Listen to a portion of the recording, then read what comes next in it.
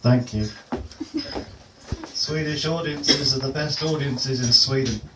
It's time to take a stand.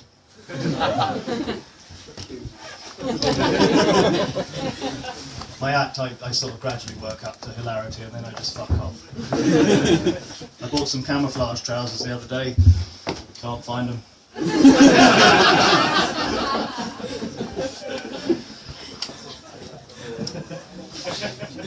I've been living in Sweden for 14 years. Jag bor i Sverige för 14 år nu.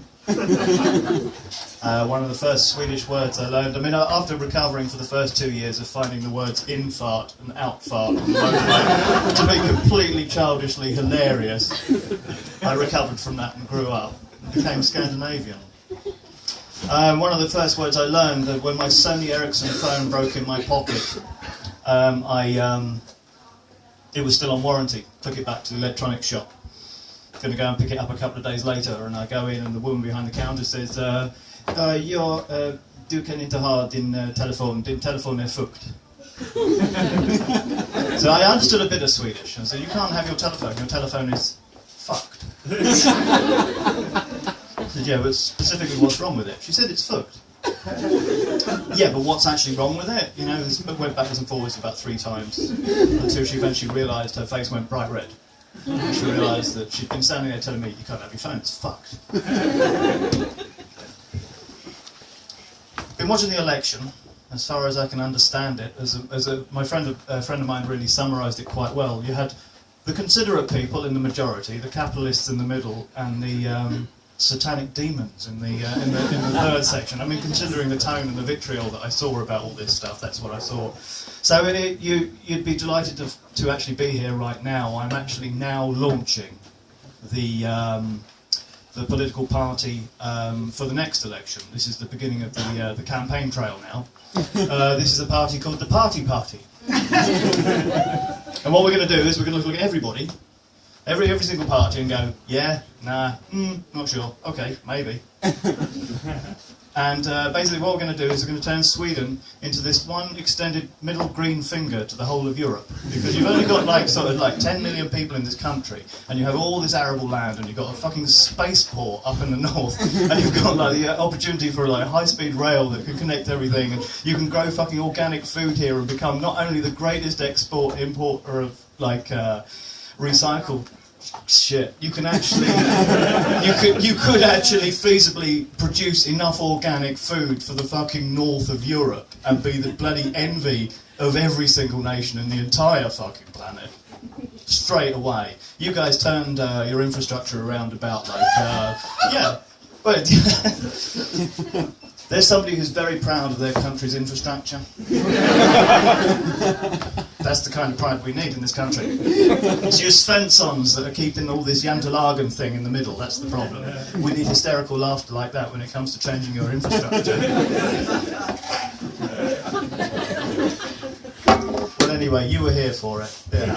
People will talk about it, you won't, but people will.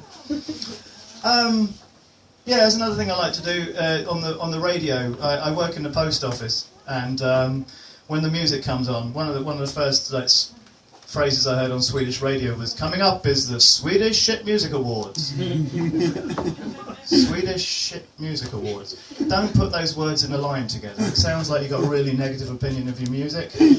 Swedish Shit Music Awards. Fuck it. All right.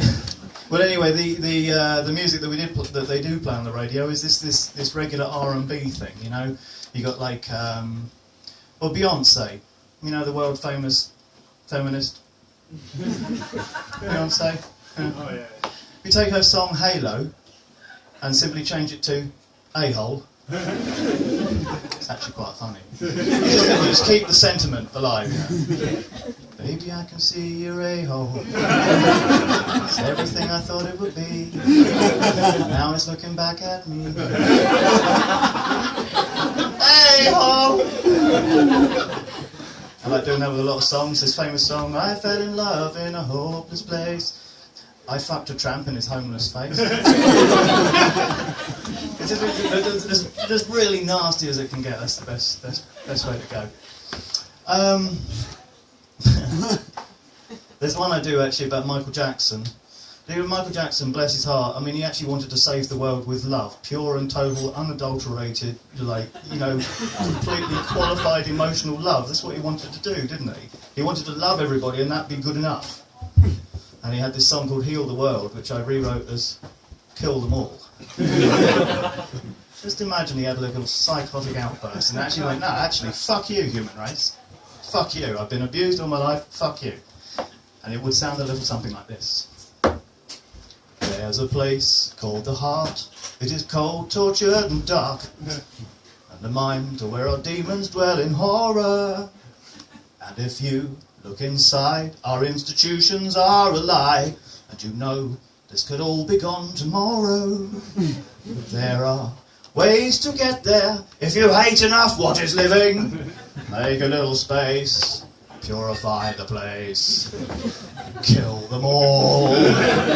Wipe out the human race. Round everyone up and shoot them in the fucking face. They're all scum and vermin, and they don't deserve to be living.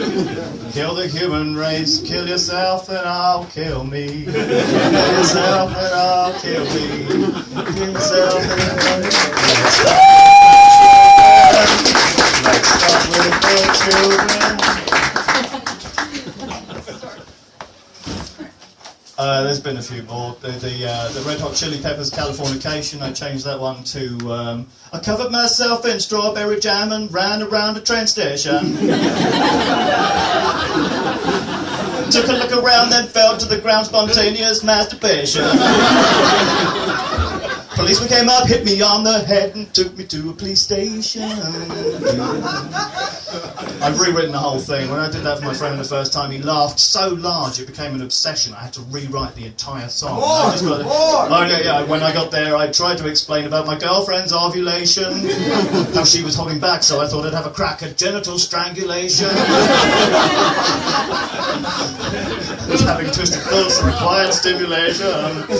Anyway, he ends up on taking medicinal plants that they'd found on an Indian reservation, and he ends up not masturbating in public anymore.